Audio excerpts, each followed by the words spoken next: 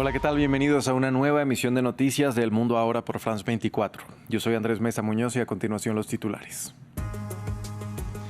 Momento histórico en Egipto. En cabeza del presidente Donald Trump y el presidente egipcio Abdel Fattah al-Sisi se firmó el plan de paz estadounidense para la Franja de Gaza. La cumbre se desarrolló en presencia de otros líderes mundiales, pero a la que no asistió ni Israel ni Hamás. Hamás entregó a Israel los restos de 4 de los 28 rehenes que murieron en custodia después de liberar esta madrugada a los 20 rehenes vivos. A cambio, Israel excarceló a cerca de 2.000 palestinos que mantenía prisioneros. El presidente de Madagascar confirmó que huyó a un lugar seguro, argumentando que lo hizo para proteger su vida después de semanas de protestas de la llamada Generación Z que pedían su renuncia. El mandatario no reveló su paradero, pero fuentes preliminares indicaron que salió del país a bordo de un avión del ejército francés.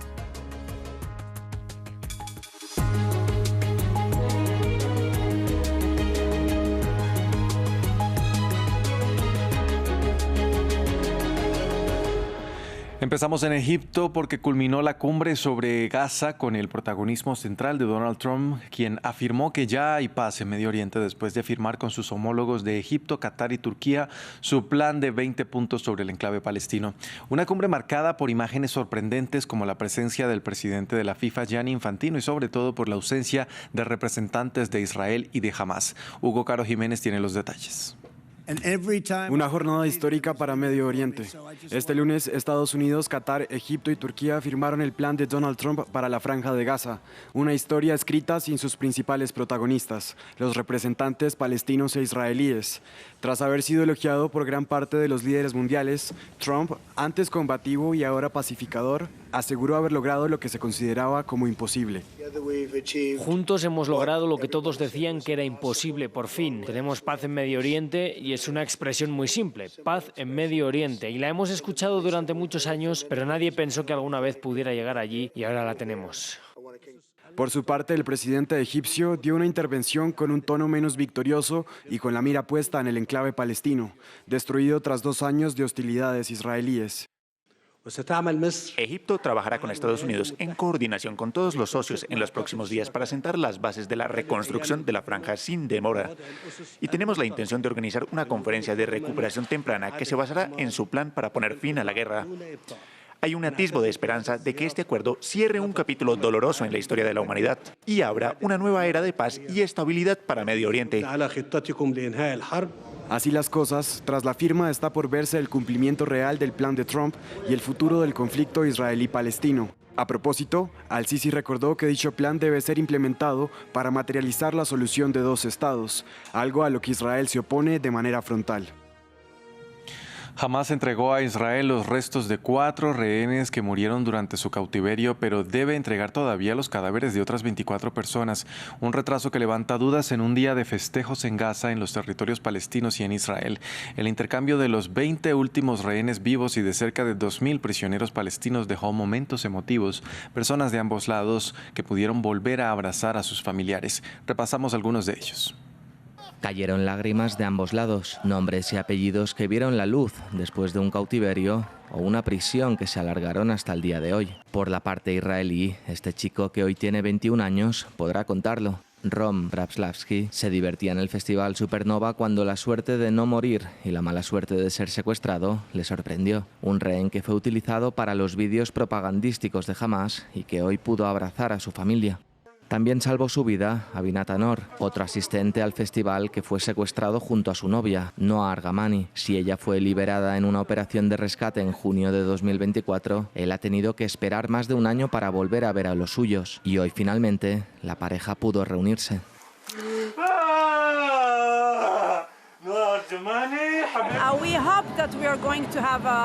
Esperamos tiempos mejores. Fue una guerra muy difícil. 2 años de infierno para todos, para los que sirvieron en el ejército, para las familias y familiares de rehenes. Esperamos un futuro mejor. Por la parte palestina, Israel se comprometió a liberar casi 2.000 palestinos. Llantos de alegría para miles de padres que reencontraron a sus hijos o de madres que acabarán con el sufrimiento. Rezo para que todos los presos sean liberados. Un hijo fue martirizado, otro fue liberado hace 9 meses y el tercero acaba de ser liberado. Uno de ellos, Majid, a duras penas caminaba y describía el infierno del que vino.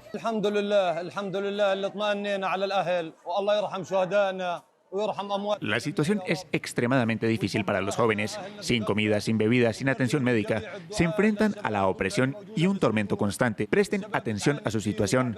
Que Dios les ayude. Porque para Majid, la lista es incompleta para muchos, en el que faltan el líder, Marwan Barghouti, cuyo rostro envejeció tras 2 décadas en la cárcel tras ser acusado de terrorismo, y otros como los médicos, Hussam Abu Safiyya o Marwan al-Hams, que tampoco han sido considerados hasta ahora para entrar en la lista de liberados. Cambiamos de tema, vamos con noticias de la guerra en Ucrania. Una nueva ola de misiles Shahid de fabricación iraní impactó en la ciudad de Kramatorsk, en el este del país. El lanzamiento hace parte de una campaña lanzada por Rusia para volver inhabitable esta urbe, desde donde cada día son más las personas que huyen, sobre todo cuando se acerca el invierno y los ataques amenazan la infraestructura energética. Los detalles con nuestra enviada especial, Catalina Gómez Ángel. Este fue uno de los al menos 4 lugares impactados en la noche de ayer aquí en Kramatorsk, entre el domingo y el lunes, al menos con un dron Shahed. Y esto no es nuevo en Kramatorsk, que esta ciudad viene siendo atacada desde el comienzo de la invasión a gran escala, por momentos con más intensidad, otros con menos intensidad, pero la dinámica ha ido cambiando. Al comienzo, por muchos años, los ataques eran básicamente con misiles y ahora se hacen con drones, no solamente con esos drones Shaheds que llegan todo el tiempo hasta Kramatorsk, sino también con drones FPV que vuelan por su cuenta impactando en vehículos o en personas que van por la calle, lo que hace aún más peligroso la vida en esta ciudad, que es la más importante en control de Ucrania, en esta zona conocida como el Donbass. Pero esto se lee frente a una campaña lanzada por Rusia desde el comienzo del verano para hacer casi inhabitables estas ciudades en la cercanía del frente, no solamente Kramatorsk, también Sloviansk o Drushkivka, lanzando esos drones constantemente. Lo que hemos visto aquí en Kramatorsk es grandes edificaciones que han sido destruidas desde entonces, no la visitábamos desde junio, y dicen las autoridades que muchas más personas buscan salir de la ciudad ahora de cara al invierno, no tanto porque teman que las tropas de Moscú vayan a llegar hasta las calles de Kramatorsk rápidamente. Si se sigue la dinámica de la guerra, esto tardaría todavía mucho tiempo. Sin embargo, sí pueden ser amenazadas constantemente por esos drones que la hacen invivible, pero también el ataque a la infraestructura energética, que no solamente afecta la electricidad. Con cada de estos ataques vemos cómo tratan de arreglar las líneas eléctricas. Ayer la ciudad estuvo sin luz prácticamente todo el día, pero también afecta el agua y el gas, y esto se hace la hace casi invivible ahora que hace ya bastante frío. El presidente de Madagascar confirmó que huyó a un lugar seguro después de que se especulara que salió del país en medio de las protestas de la llamada Generación Z que pedían su renuncia. En un video que no se sabe si fue pregrabado, el mandatario dijo que tuvo que huir para proteger su vida, y aunque no reveló su ubicación, informes preliminares señalaron que abandonó la isla a bordo de un avión del ejército francés. Una declaración que era esperada por todo un país. Este lunes, el presidente de Madagascar, Andry Rajoelina, indicó que huyó a un lugar seguro por motivos de seguridad, sin decir dónde se ubica ni si renuncia. Previamente, en Antananarivo, nuevas movilizaciones protagonizadas por el movimiento social encabezado por jóvenes de la Generación Z que protestan desde el 25 de septiembre. El domingo recibieron el apoyo de un grupo de militares liderado por el CAPSAT, una unidad de élite cuyo líder juró como nuevo jefe de las fuerzas militares. Ante los rumores de la salida del presidente, muchos anhelaban un nuevo gobierno y cambios de fondo en las instituciones del Estado.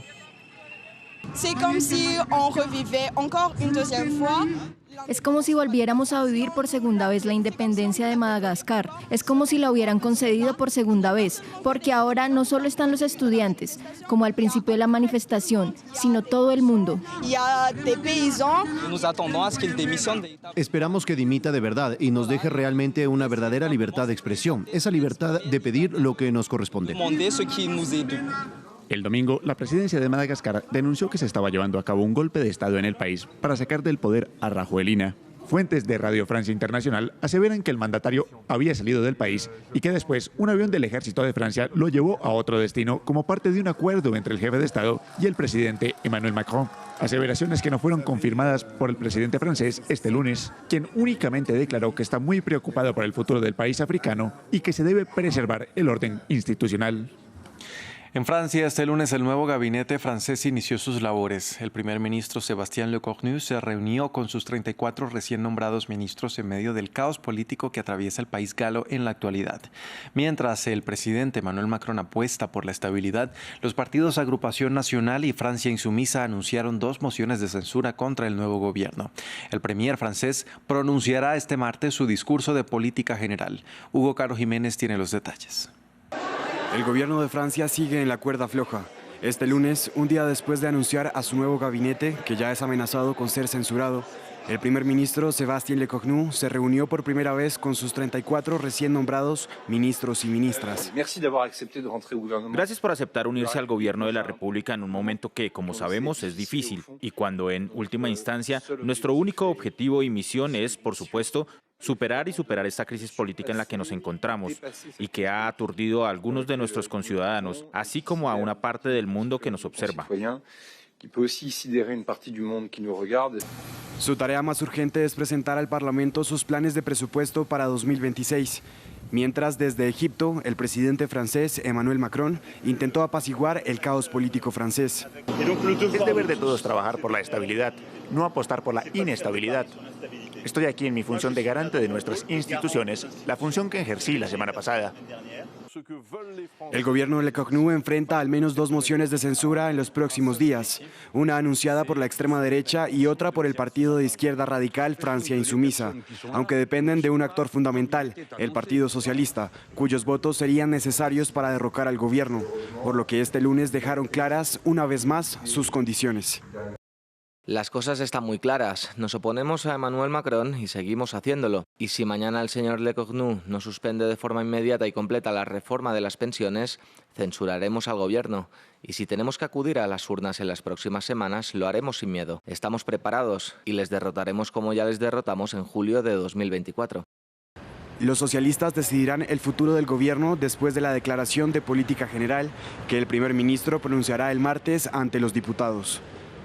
Continúa subiendo las cifras de muertos y desaparecidos por las inundaciones en México. Este lunes los servicios de emergencia informaron que hay al menos 64 personas fallecidas y varias decenas de desaparecidos en los 5 estados golpeados por las intensas lluvias y los desbordamientos de ríos.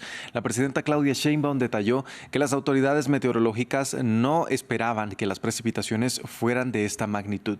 Mientras tanto, voluntarios, miembros de las Fuerzas Armadas y familias siguen buscando a las personas reportadas como desaparecidas. Más detalles en el informe de Diego Bassani.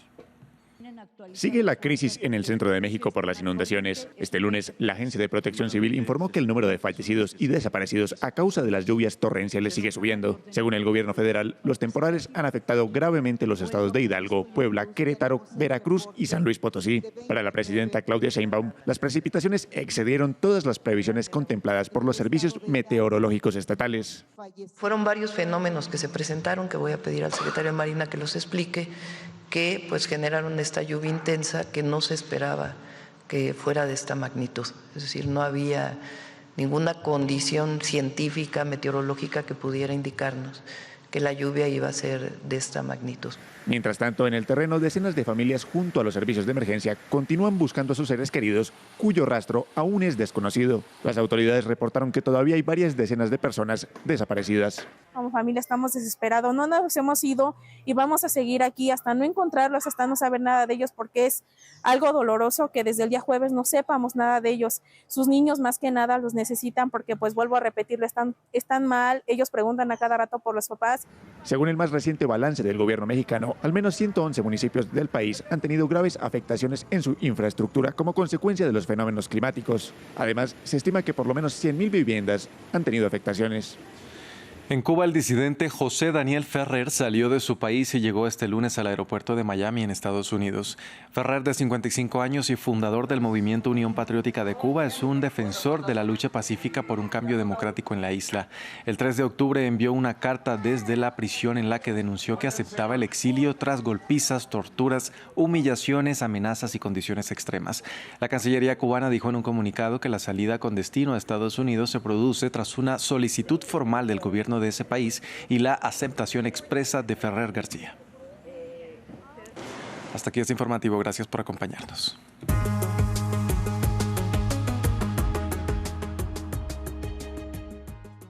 RFI y France 24 presentan. En Primera Plana les proponemos cada semana un análisis monográfico y en profundidad sobre un asunto candente de la actualidad internacional. Es la base para empezar a pensar nuevas cosas para el futuro de la Iglesia. Una culminación que parece como el camino ya pasado, sino hasta dónde va. Creo que va a haber esa búsqueda permanente de un equilibrio forzosamente inestable con sus momentos de crisis y sus momentos más apaciguados. Con diferentes voces y distintas perspectivas.